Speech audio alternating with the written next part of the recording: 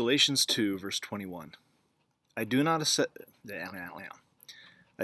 aside the grace of God, for if righteousness could be gained through the law, Christ died for nothing. While at a student spiritual retreat in undergrad school, we were enjoying some free social time in the evening.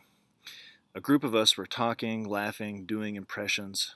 One of the faculty chaperones, who happened to be the head of the religion department, was joining in the laughter, and after I performed an impression or a song of some kind, he threw his arm around me and he said in his European accent, "Oh, there is still quite a bit of the world left in this lad."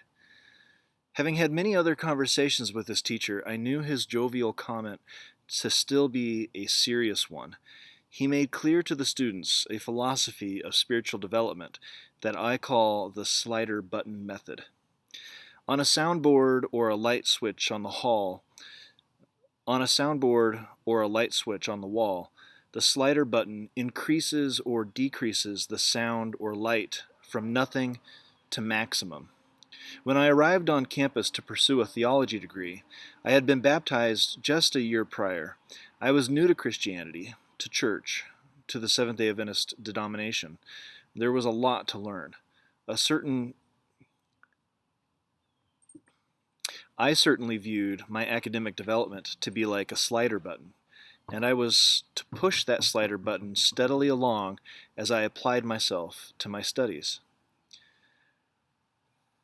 I certainly viewed my academic development to be like a slider button, and I was to push that slider button steadily along as I applied myself to my studies. We were taught this same method was how we increased our spiritual development.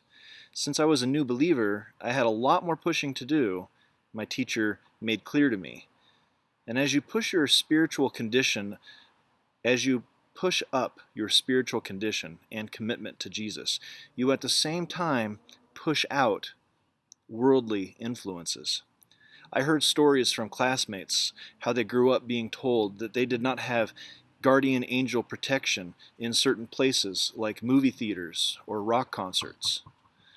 What you watch on television, and that's revealing my age, what music you listen to, what books you read, all of these things either slide you up or down on the scale of spiritual growth.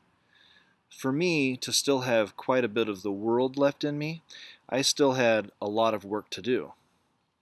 I was in charge of that slider button. At the time, I bought it. All of it.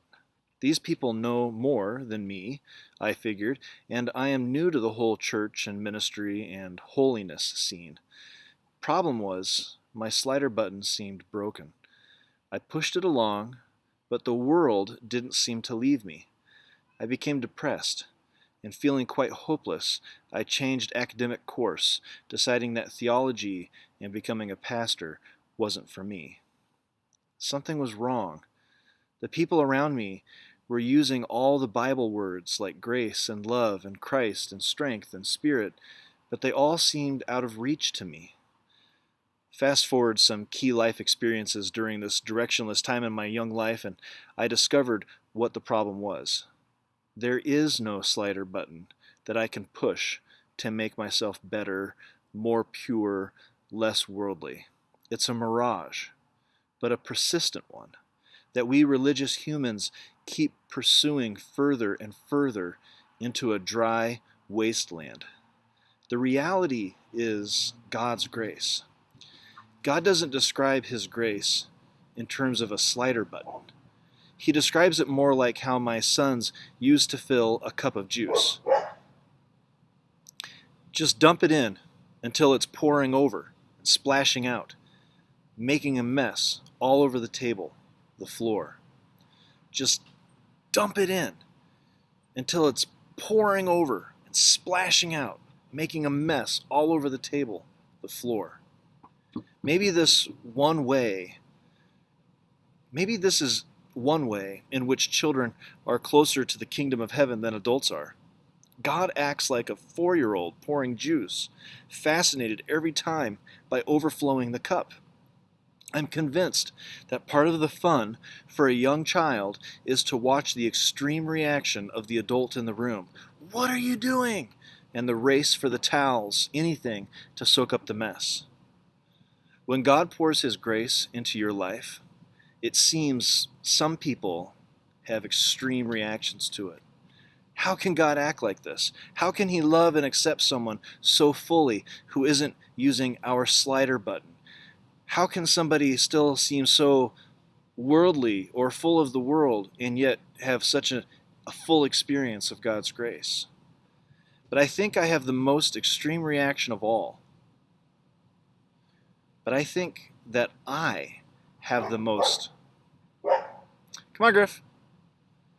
Come on, boy. But I think that I have the most extreme reaction of all when God, yet again, pours on to overflowing His grace into me. God, I don't deserve this. How can you keep loving me?